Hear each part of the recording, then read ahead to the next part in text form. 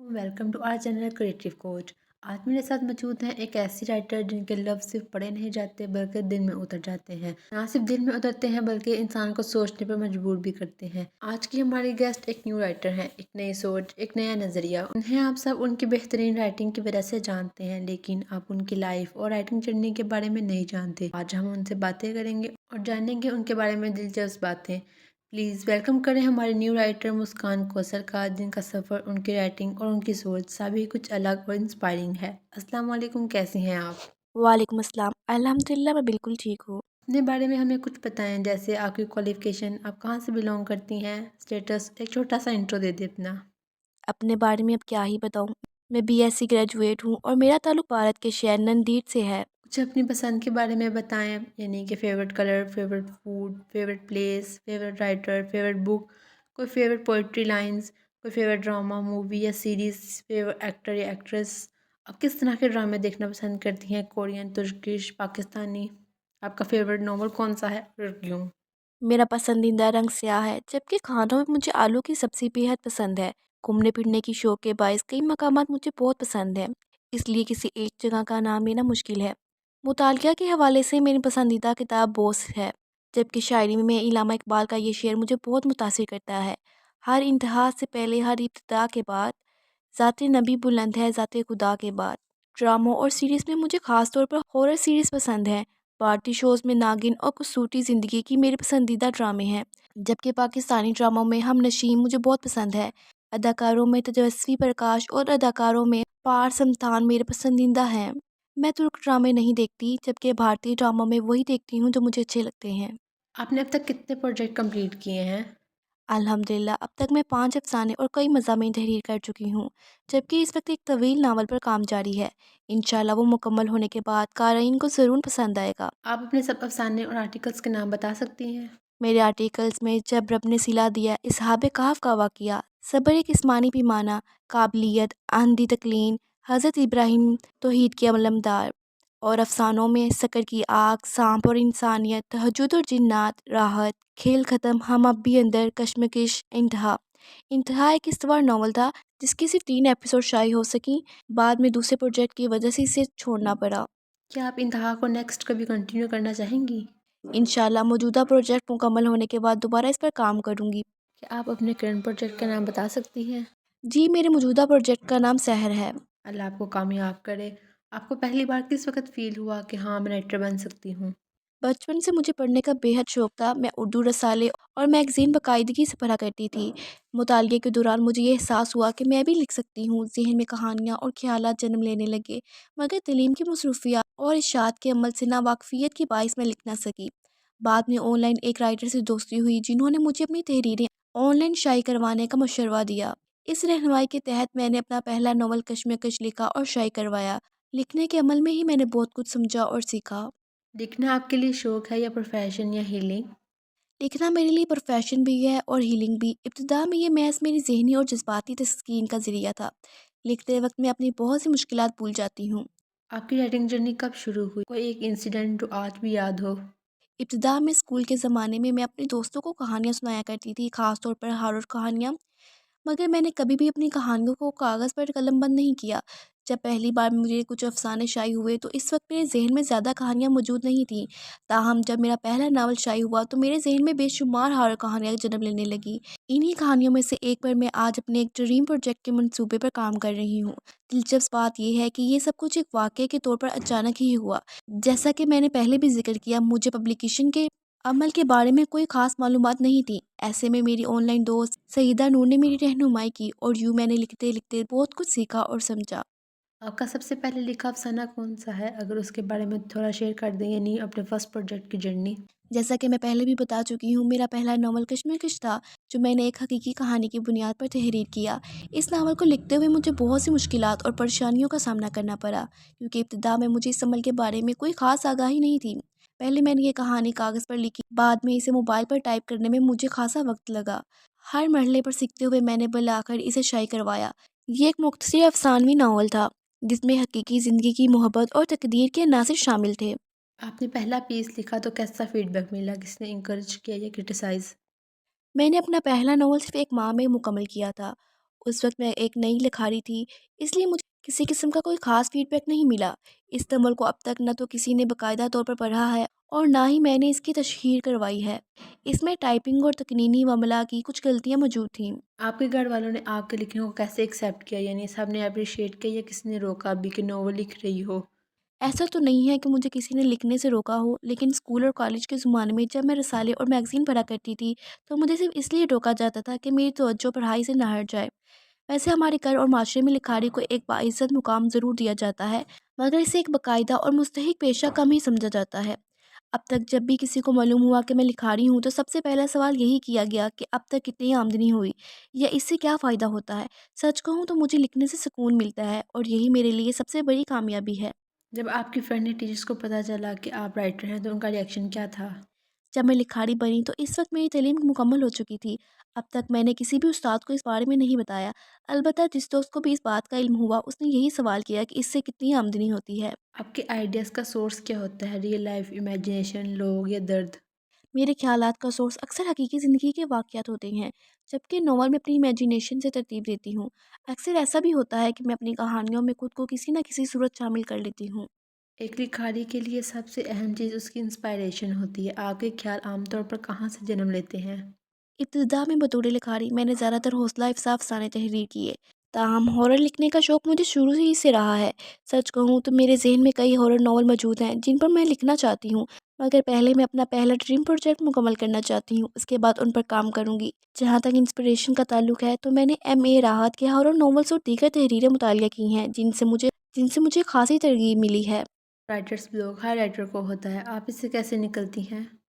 इस बार मेरे लिए सबसे ज़्यादा अहम और दिलचस्प है, क्योंकि एक अरसे तक मैं राइटिंग ब्लॉक से गुजर रही थी, जो अब अल्हम्दुलिल्लाह ख़त्म हो चुका है। सच कहूँ तो राइटिंग ब्लॉक एक लिखारी का सबसे बड़ा दुश्मन होता है, क्योंकि जहन में ख्यालात मौजूद होने के बावजूद वो इन्हें लफ्ज़ों में डाल ही नहीं पाता।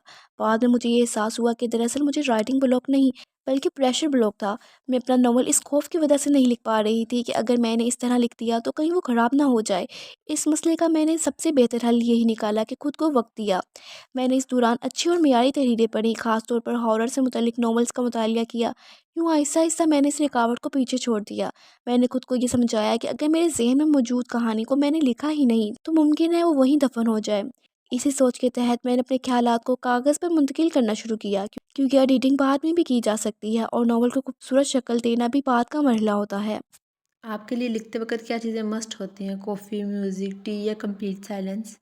मेरे लिए लिखते वक्त खामोशी का होना बेहद ज़रूरी है। जहाँ तक चाय का ताल्लुक है, तो मुझे चाय बहुत पसंद है और मैं लिखने से पहले 1 कप चाय ज़रूर पी लेती हूँ। इसके अलावा मुझे रात के बजाय दिन के वक्त लिखना ज़्यादा पसंद है। आपके लिखे हुए कैरेक्टर्स क्या वो रियल लोगों से इंस्पायर होते हैं? जी, अब तक मेरे तमाम अफ़साने और किरदार हकीकी वाक़यात पर मबनी हैं। चलिए एक छोटा-सा फन राउंड खेलते हैं जिसका नाम है रैपिड फायर। मैं आपसे कुछ क्वेश्चन करूँगी, आपको उसके जल्दी-जल्दी आंसर्स देने हैं। Are you ready? Yes. Ink या कीबोर्ड? कीबोर्ड बिकॉज़ डिजिटल दौर है। नाइट राइटिंग या मॉर्निंग राइटिंग? मॉर्निंग राइटिंग क्योंकि सुबह ज़हन फ्रेश होता है। रोमांस या हॉरर? स्पेशली हॉरर और साथ में रोमांस भी। सैड सीन्स लिखना ईज़ी है या रोमांटिक सीन्स? सैड सीन्स क्योंकि उसमें इमोशन होते हैं। Favourite writing hours? Favourite writing हार तो कोई नहीं है। दिन में किसी भी वक़्त लिखना पसंद करती हूँ। लॉन्ग चैप्टर्स या शॉर्ट चैप्टर्स? शॉर्ट चैप्टर्स कहानी को ज़्यादा खींचना मुझे पसंद नहीं। लॉन्ग राइटिंग ब्रेक या daily writing discipline? Long writing break तो अब टूट चुका है, तो अब मैं डेली राइटिंग डिसिप्लिन में आ चुकी हूँ। बुक रीडिंग या paper watching? Book reading. One line that describes you? एक लाइन में तो मुझे डिस्क्राइब नहीं किया जा सकता, लेकिन एक लाइन में बोलने की कोशिश करती हूँ मैं। हर चीज़ को कहानी बनाने का हुनर रखती हूँ। बहुत मज़ा आया इस सेगमेंट में। अब अपने क्वेश्चंस की तरफ वापस आते हैं। आपके काम का कोई एक डायलॉग, लाइन या पैराग्राफ जो आपके दिल के करीब हो? अब तक शाये होने वाले मेरे नॉवेल्स में से बहुत से जुमले मुझे पसंद हैं, लेकिन मेरे ड्रीम प्रोजेक्ट के जो डायलॉग्स होने वाले हैं, वो मेरे सबसे पसंदीदा होंगे। अगर कोई आपको आपके सिर्फ एक लिखे हुए काम से जज करे तो आप क्या सजेस्ट करेंगी? अगर कोई मेरे किसी काम पर जज करे तो मैं इसे इसकी राय पर छोड़ दूंगी और खुद अपने काम पर तवज्जो मरकूज़ करना पसंद करूंगी, क्योंकि हम किसी भी इंसान की सोच के ज़िम्मेदार नहीं हो सकते और ना ही इसे बदल सकते हैं। ज़्यादातर वो लोग जज करते हैं जो खुद तो खुद कुछ करने से कासिर होते हैं। ऐसे में हमारे लिए बेहतर यही होता है कि इन्हें इनकी गलतफहमी में छोड़ दिया जाए।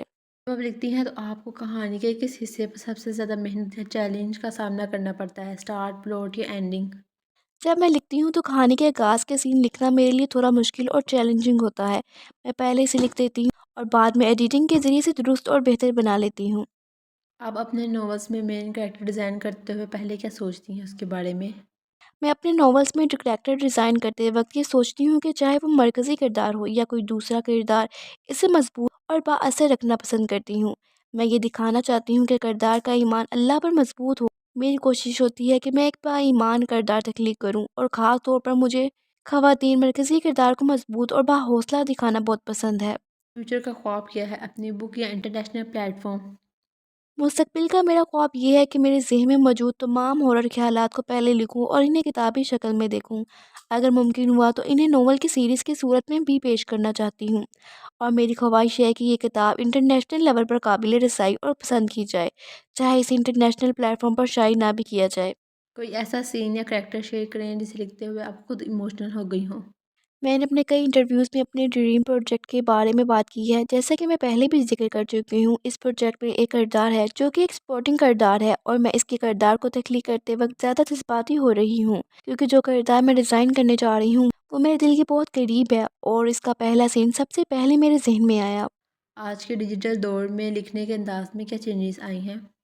आज के डिजिटल दौर और जनरेशन ज़ी की लिखाड़ियों में एक नुमाया तब्दीली ये देखी गई है कि पहले हम ज़्यादातर किताब और कागज़ पर लिखना पसंद करते थे, जबकि अब ज़्यादातर लिखाड़ी कीबोर्ड और ऑनलाइन प्लेटफॉर्म पर लिखते हैं। इसके बरक्स पहले रवायती पब्लिशिंग ज़्यादा राइज थी। हर लिखाड़ी का अपना एक अंदाज होता है और आज की जनरेशन ज़ी के लिखाड़ी अपने नावल्स को अक्सर सिलसिलावार की शक्ल में लिखते हैं, जो लिखने के लिए भी एक मौजूद तरीका है। अब हम एक फन सेगमेंट करेंगे जिसका नाम है बुक स्वैप कन्फेशन। मैं आपसे एक क्वेश्चन करूंगी जिसका आपको ऑनेस्ट आंसर देना है। ऐसा कौन सा नॉवल है जो आपने कंप्लीट नहीं किया है लेकिन आप प्रिटेंड ऐसे करती हैं कि आप कंप्लीट पढ़ चुकी हैं?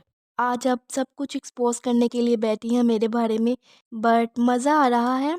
तो वो बुक है पीरे कामिल, जो मैंने शुरू की, कुछ चैप्टर्स पढ़े, फिर लास्ट में डायरेक्ट एंडिंग पढ़ लिया था।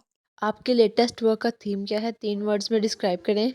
इंशाल्लाह मेरा ताज़ा तरीन काम बहुत जल्द सामने आएगा। अगर 3 अल्फ़ाज़ में इसे बयान करना हो तो मैं बस यही कहूँगी: आज़माइश, मोहब्बत और ईमान।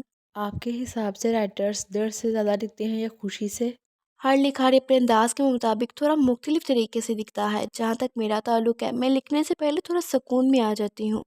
ज़्यादातर लिखारी खुशी के बजाय दर्द के एहसास से ज़्यादा लिख पाते हैं और मैं भी इसी में ज़्यादा तख्लीकी महसूस करती हूँ। क्या राइटिंग ने कभी आपको हील किया, किसी मुश्किल वक्त में सहारा बना? सबसे ज़्यादा लिखना मेरे लिए न सिर्फ हीलिंग का ज़रिया रहा है, बल्कि सच कहूँ तो मुश्किल वक्त में ये मेरे लिए एक सहारा भी बन गया है। आपके नज़दीक एक कामयाब कहानी या नॉवल की पहचान क्या है? लिखारी के लिए इसकी अपनी मेहनत से लिखी हुई नॉवल ही कामयाब होती है। मेरे नज़दीक एक कामयाब और अच्छे नॉवल की पहचान ये है कि वो साफ़ और आसान उर्दू में लिखा गया हो और इसका प्लॉट दिलचस्प और पुरकशिश हो। एक और फन सेगमेंट करेंगे जिसका नाम है guilty player as a writer, are you ready? ऐसी कौन सी लाइन है जो आप सीक्रेटली बहुत यूज़ करती हैं? ऐसी एक खुफिया लाइन है जो मैं रोज़ इस्तेमाल करती हूँ, अल्लाह बेहतर जानता है। ये लाइन मैं बहुत इस्तेमाल करती हूँ। लेट नाइट राइटिंग स्नैक क्या होता है आपका? देर तक जागने की आदत मुझे नहीं है। मैं ज़्यादा से ज़्यादा तकरीबन रात 10 बजे सो जाती हूँ। लिखने से पहले मैं चाय पीना पसंद करती हूँ। ऐसा कैरेक्टर जो आप कभी खुद से लिख के थक जाती हैं? ऐसा भी कोई करैक्टर नहीं है जिसे लिखकर मैं थकी हूँ। हो सकता है जो करैक्टर मैं अपने फ्यूचर नॉवल में लिखने वाली हूँ, इसे लिखकर मैं थक जाऊँ और वो अभी मैं सस्पेंस में ही रखना चाहूँगी। एक वर्ड जो आप बहुत रिपीट करती हैं अपनी स्टोरीज़ में? बहुत से अल्फाज बार-बार दोहराए जाते हैं, लेकिन कुछ ख़ास अल्फाज जो मैं दोहराया करती हूँ, मुझे याद नहीं। एक लाइन जो कभी पब्लिश नहीं की मगर आपको बहुत पसंद है? एक लाइन ऐसी है जो मैंने अभी तक शाये नहीं की, लेकिन मुझे बहुत पसंद है और इसे मैं सस्पेंस में रखना चाहती हूँ। कॉफ़ी या चाय राइटिंग कंपेनियन? कभी-कभार मैं कोल्ड कॉफ़ी पीती हूँ, लेकिन ज़्यादातर चाय ही पसंद है। एक वर्ड या फ्रेज़ जो कभी डिलीट करना पड़ता है बट आप चाहकर भी नहीं करती? ऐसे कई अल्फाज हैं जो मैंने बाद में हिज़फ़ कर दिए हैं। Social media scrolling during writing, yes और नो? हाँ। कभी किसी कैरेक्टर के लिए ओवर ड्रामेटिक फ़ील किया? हाँ, अपने बहुत से किरदार के हवाले से मैं ये ड्रामाई और जज़्बाती अंदाज़ महसूस करती हूँ। अगर कभी आप लिखना छोड़ दें तो क्या चीज़ आपको वापस ले आएगी? लिखना छोड़ना तो मैं नहीं कह सकती, इसे ज़्यादा दुरुस्त यही है कि इसे राइटिंग ब्लॉक कहा जाए।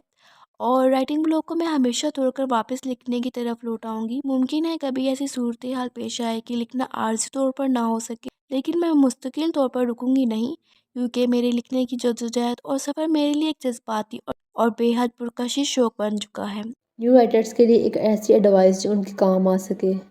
नई लिखाड़ियों के लिए मैं एक ही बात कहूँगी, कभी किसी के कहने या किसी के जायज़े पर रुके नहीं। जो ख़्याल आप लिखना चाहते हैं, इसे लिखें और छोड़ दें।